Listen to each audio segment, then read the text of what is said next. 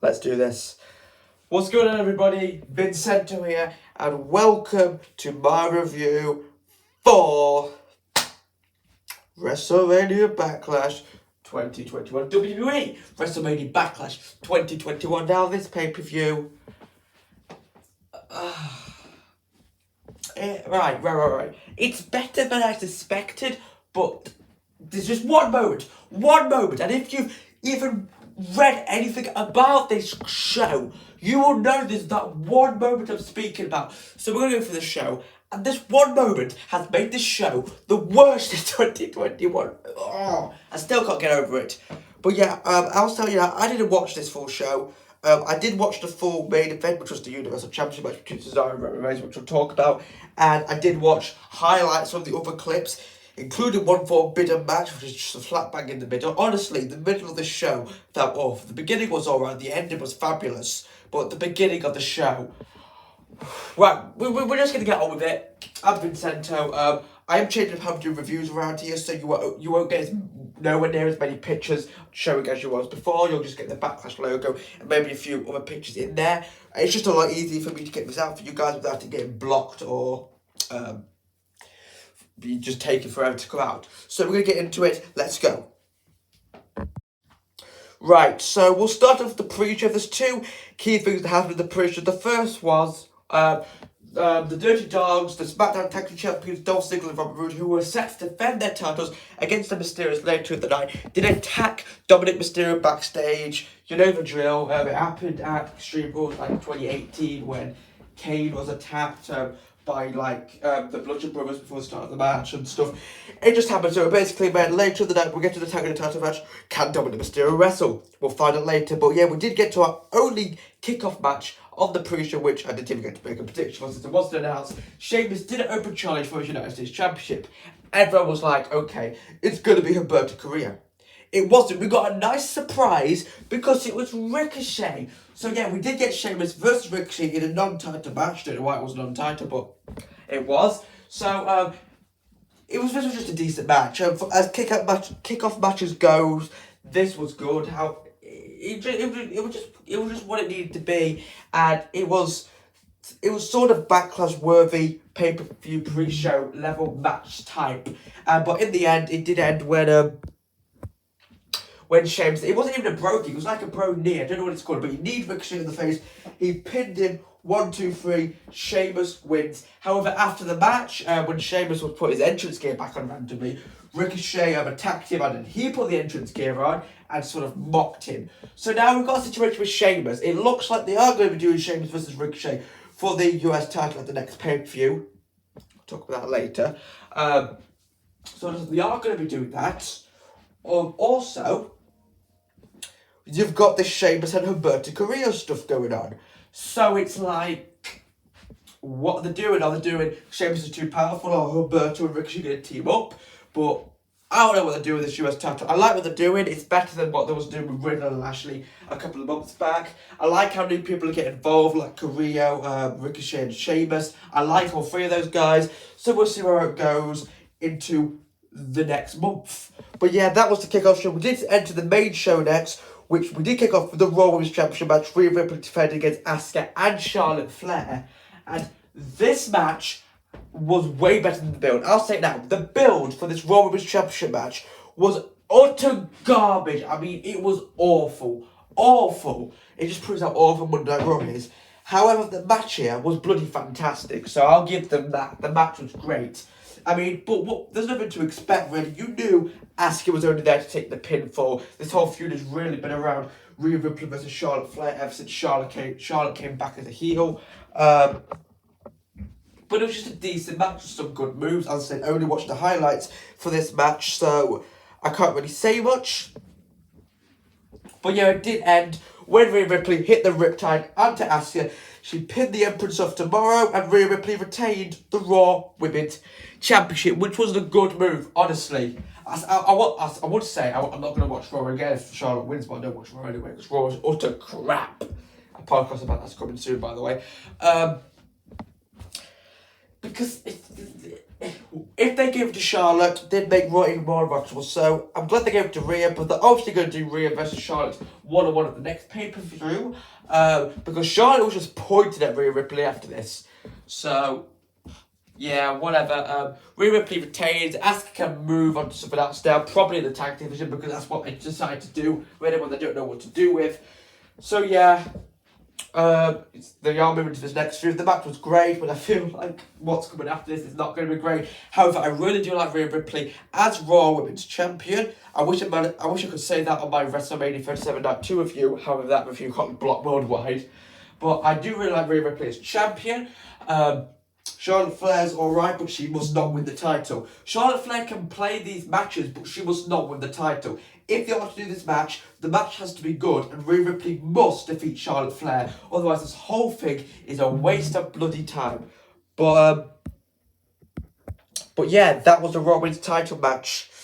Next up was the SmackDown Tag Team title match with Dominic Mysterio and Rey Mysterio against Robert Roode and Dolph Ziggler, the Dirty Dogs. Now, this match I was a bit conflicted with. Even though I do like the Mysterios, obviously Rey Mysterio is fantastic, I don't know what it is about Dominic Mysterio. I just really like him. But I did, for some reason, really want the Dirty Dogs to win, since after about a year of not being used and being mistreated, Dolph Ziggler and Robert Roode were finally getting into good matches, and they were the tag team champions. However, they have had the belt since January, so I was a bit like, maybe they could drop them here. But the story was, since Ziggles and Roode dropped out Dominic early in the show, it was a 2-on-1 handicap match with just Rey Mysterio versus the two of them. And it really built up. And then, of course, halfway through the match, Dominic Mysterio was, I'm so injured, and he came running out to the ring, and he tried to help his dad out of his dad. Was like, I'm not going to tag you in, son, because you'll die. Even though Rey Mysterio was getting absolutely slaughtered by Ziggler and Roode. He did get some offers in to begin with, but he was just getting died, and he wouldn't tag in Dominic. But eventually, Rey Mysterio got so battered, Dominic Mysterio tagged himself in, and he went to the ring and evened it up a bit. And eventually, after Rey Mysterio, I think, took Ziggler out, Dominic Mysterio is hitting a really great frog splash onto Robert Roode. He pinned Roode, and 1, 2, 3, we have new SmackDown Tag Team Champions, and you can't be mad. You can't be mad. The SmackDown Tag Team division is on fire recently, considering how shit it was back in the draft. It's really on fire. So now you've got those two as the babyface champions. If you don't continue this Ziggler and Roode feud, do the Alpha Academy versus these two. What an amazing feud this will be for the championships. That would be great. Then you can chuck Street Profits in there, probably have to put them in a non-title feud against Ziggler and Roode this time, since that feud's always for the titles. And yeah, this was all just great. This match didn't have the best build, but it was a better build than the Raw Women's title match.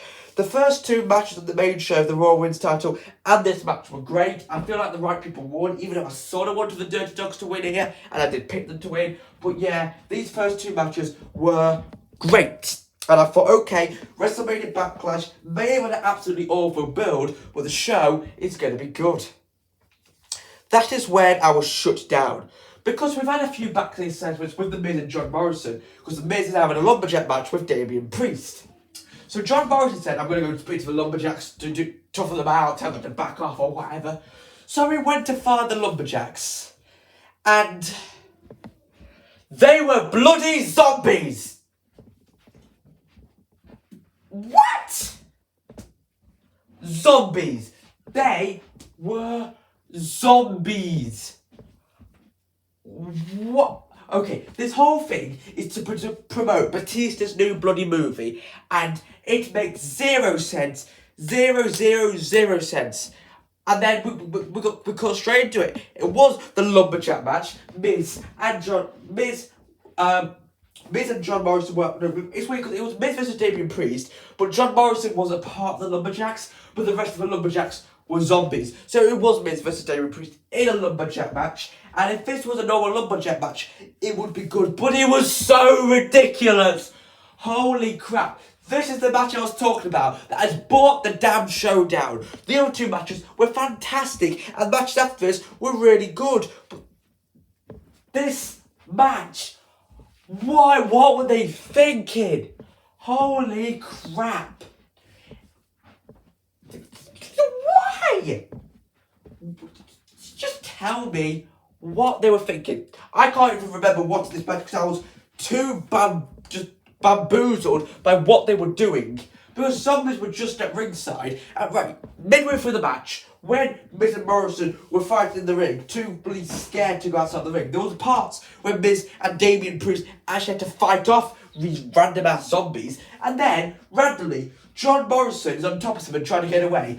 Some zombies just grab his legs and pull him to his death, I assume, because we don't see him after that. So yeah, some zombies pulled Jomo down, and Johnny Drip Drip is gone. We assume he got his brains eaten out by zombies because we do not see him again. So I'm assuming on Raw, John Morrison is now a zombie. Because they haven't just brutally killed him or they turned him into a zombie. Because John Morrison is just gone. Yeah, and then in the ring, Damian Priest hit the hits of the lights. He beat The Miz. Damian Priest wins, which is good. However, then the zombies get back in the ring and they eat The Miz. So now The Miz has been either murdered or turned into a zombie. So, if they, I swear down, on Raw tomorrow, if Miz and Morrison come out with a few scars going, oh, I'm fine. Because that would be even more total bullshit than this bullshit already fucking is. This was crap. Utter crap. The worst bit on a pay-per-view I've ever seen. And people are going to be arguing going, oh, it was to promote the movie. It was a bit of banter. No. I'll say it now. Not even AEW, which is a crap show already, does shit like this. This was worse than Monday Night Raw. And even if they put this on Monday Night Raw, I'd understand, because Raw is utter crap to begin with. Holy... You know, it wasn't needed. And worst thing is, I was so just angry about this past match. The next match, which was Bianca Belair versus Bayley for the SmackDown Women's Championship, got affected by it. Oh my god, this match was too crap. It was awful. It was just shit. Worst match of the night. Worst match of the year, I'll go by and say it. I feel so bad for Damian Priest. The Miz and Morrison, they had to be put through this crap. So I'm ranted. But yeah, the next match was the SmackDown Women's title match, like I just mentioned. And even though I've gone back and watched this match was a decent match. Probably not as good as the first two matches, but it was still a really good match. But I just... The match before this just held out because all I could think about was all the zombies going to try and come and eat them. So all I could think about. But yeah, this match was decent. It did end with the most devastating event. Oh, sports entertainment, the surprise roll-up when Bianca Belair did roll up Bayley. She actually tied her hair on her leg to get more leverage. Bianca Belair did defeat Bayley. The right person won. She is still your SmackDown Women's Champion, thank God. I swear down, if they took the belt off her right here, this show would have already gone down the drain. But yeah, better match than the Lumberjack match by far. Probably wasn't as good as the Raw Women's or the SmackDown tag, but it was still a really decent match. Yet again, it would have probably been 10 times better if it was appeared before the Zombie Massacre, since they could have enjoyed it a bit more. But yeah, it happened, alright? It happened. Right, next up, we did actually go into the WWE Championship match, which was Bobby Lashley defending against Drew McIntyre and Braun Strowman. This match had an even worse build than the Raw Women's Championship match. And they shocked me. I don't know if this match was as good as the Raw Women's title match, but it was really good. It was better than the SmackDown Women's. I say it's better than the SmackDown tag match. It is 1,000 times better with that Lumberjack match. Jesus Christ, this is the best Raw. Yeah, why can't they do this on Raw? Why? But this match didn't need to exist in the first place, to be honest. Bobby Lashley and Drew McIntyre need to get as far away from each other as possible because it's getting ridiculous now. So yeah, I swear down, if Drew McIntyre wins the title of the year, I am done with WWE officially. But thank God he didn't. I'll spoil it now. Bobby Lashley did retain the WWE Championship by pinning Braun Strowman. About 30 minutes Strowman was there to begin with. But yeah, I'll go through it now. So it was a really good match, and in the match, both Bobby Lashley and Drew McIntyre were brutally murdered. There was a bit on the LED board where I think it was Drew McIntyre, decided to plow Bobby Lashley through the LED board, and he just blew up. Braun Strowman did this to Bobby Lashley like back in 2019 now, Bobby Lashley was dead. The WWE Champion was down, and this is where you went, oh, for God's sake, this is ever going to take the title off Bobby. Drew's going to claim or Strowman, that's going to be it. That didn't happen because then Braun just killed Drew McIntyre by plowing him through an announce table. And he was down for about 5 minutes. And Braun Strowman was like, they can't give it to Strowman, come on. And I don't know what was worse, Strowman or Drew winning here, because Drew's just been shoved down our throats and I can't handle it. And Braun Strowman's character is utter crap. I mean, it's just so bad. So Bobby Lashley was the only choice. So then eventually Drew McIntyre came back from the dead. He dropped Strowman with a Claymore. And I was slamming up my head in my death zone. Please don't win. But thank God Bobby Lashley then came out from the dead. He took Drew out the ring. He dropped Strowman with a spear. 1, 2, 3. That was it. Thank God Bobby Lashley hangs on to his WWE Championship. And thank you, Lord. Thank you, Lord. And yet again, in this match, I was wondering if the zombies were going to come out, since this was on Monday Night Raw. I was thought maybe Braun Strowman was going to be eaten. But no, none of that crap happened here. So yeah, Bobby Lashley wins, but unfortunately, Braun Strowman got pinned and he threw Drew McIntyre over, which I think we are going to get at the next pay-per-view. We're getting Drew McIntyre versus Bobby Lashley again. I can't do this anymore. I can't do this anymore. This feud has been done to death. This has been shoved more down our throats than Drew McIntyre as WWE Champion has. Because we had it at Backlash in we had this at Backlash in 2020, which was normal, but it's before Bobby Lashley was a beast. That was fine. But we had it at WrestleMania just. We was meant to have it here, but thank God it was made into triple threat. But we're gonna get it what I want to get it. I can already see it now, and I swear down that better be the end of the feud. Because if Drew McIntyre wins that, I can't anymore. I can't. Please keep Drew and Bobby as far away from each other as possible. Because I swear to God, at Hell in a Cell, we are going to get that match. Right. I'll say it now. I'll say it now. It was announced in the show, I've been avoiding it. But the next pay-per-view, on June 20th, it's not going to be Money in the Bank, not Extreme Rules, no. It's going to be Hell in a Cell. Bullshit, man! Yeah, you're right. This is bullshit. Utter bullshit. Why? Because Hell in a Cell is meant to be in October. And why the flub is it in June? Out of all the pay-per-views, the reason Hell in a Cell is always in October is because it's meant to be a Halloween type pay-per-view, or at least fall. In 2018 it was in September, which was sort of alright. That's the month difference. This is happening in the spring and into the summer, basically. Yeah, the very near summer. So, why? I get the reason they're not doing Money in the Bank, because they're saying Money Bank for July, because July is when fans are returning. They want fans back for Money in the Bank. I get that. But they could have done any other pay-per-view. Any other pay-per-view, alright? But they choose this. They choose this. They could have done Extreme Rules in June and we would have been good. They could have done Clash of Champions in June and even though it would have been weird, it'd be more understandable than this.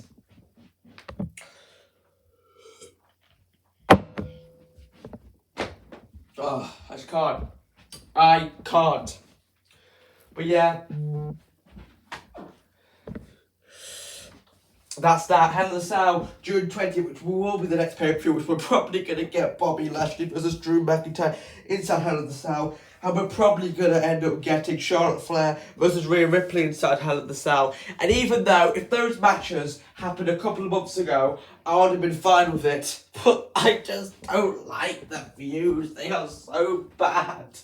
They've been shoved so hard. I can't do it anymore. I can't. Monday Night Raw is a travesty because of this. Moving on. Right. Next up is our main event. Cesaro vs. Roman Reigns. The only match on the show which I could sit through, not worried about zombies and not cringing to death. This match was wonderful. Why? Because it was the main project on SmackDown. And SmackDown is absolutely amazing right now. And it should stay the way. Because these two just delivered. Roman Reigns is probably the best thing in WWE and has been for about just under a year now. Cesaro is finally getting this moment, and he's probably one of the most believable baby faces ever.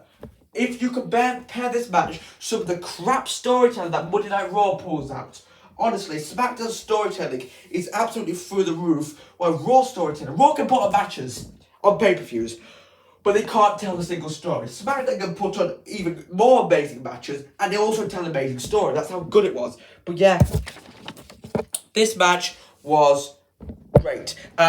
So let's talk about it. Basically, this was about Cesaro's arm. Roman Reigns killed Cesaro's arm in the early moments of this match, which means Cesaro was trying to do his big moves where he could use to probably defeat the Tribal Chief. He couldn't do it. He couldn't lock on the neutralizer, which just fucked him up. It fucked him up, and eventually, after a really good match, really good effort by Cesaro, Roman Reigns did lock in the guillotine. Cesaro eventually passed out, and Roman Reigns remained Universal Champion. What more did you really expect? What more did you really expect from this? But Cesaro put in a really good effort. They would never take off the title of Roman at this pay-per-view. We could maybe get Roman versus Cesaro inside Hell in a Cell in June. Maybe. Because unlike the Bobby and Drew feud, I would watch this again and again. Because it's just really good. It's really good, and I would like to see it again because these are two of the best wrestlers. Now, after the match, Jey Uso came down to the ring to say, "Oh, you're my Tribal Chief," and then Roman Reigns whispers something in the ear. Jey Uso starts beating the crap out of Cesaro, said this feud isn't over, and then Seth Rollins' music is, and he comes out with a felt tip sort of jacket. It's like, "Embrace the vision," and he just comes out and he goes up to Roman Reigns, and eventually then he starts beating the crap out of Cesaro. So then Jey Uso and Seth Rollins both kill Cesaro. I think Seth Rollins drops Cesaro with a stomp on a steel chair, which means that feud's still going on, sort of. So I do think at SummerSlam we probably will get Roman versus Seth for the Universal Championship. This is my prediction. Cesaro will lose to Roman Reigns again at Hell in a Cell. Then at Money in the Bank, he'll win the contract. And at SummerSlam, Roman Reigns will beat Seth Rollins and remain the Universal Champion. And then Cesaro will cash in at SummerSlam. Cesaro probably will become Universal Champion at SummerSlam. That's my long-term prediction, alright? That is my long-term prediction. But anyway, thank you guys for watching my review for WrestleMania Backlash 2021. Hopefully the last WrestleMania Backlash. There was some good moments, like the SmackDown Women's title match was decent. The SmackDown Tag and Raw Women's title match was really good. The WWE title match was interesting. It was interesting, and the Universal Championship match between Roman Reigns and Cesaro, as I said, was absolutely phenomenal. The kickoff match between Sheamus and Ricochet did what it needed to do, was great. Then there was the Lumberjack match. I'm not going to talk about the Lumberjack match anymore. We are done with that. That is... And obviously we had the stupid Hell in a Cell announcement, but I've gone over all of that. I'm Vincento. Thanks for watching my review for WrestleMania Backlash. Please don't let this get blocked. And I'll see you guys next time. I did not even put any reaction videos out for this pay-per-view since it was so no reacting. Anyway, guys. Bye.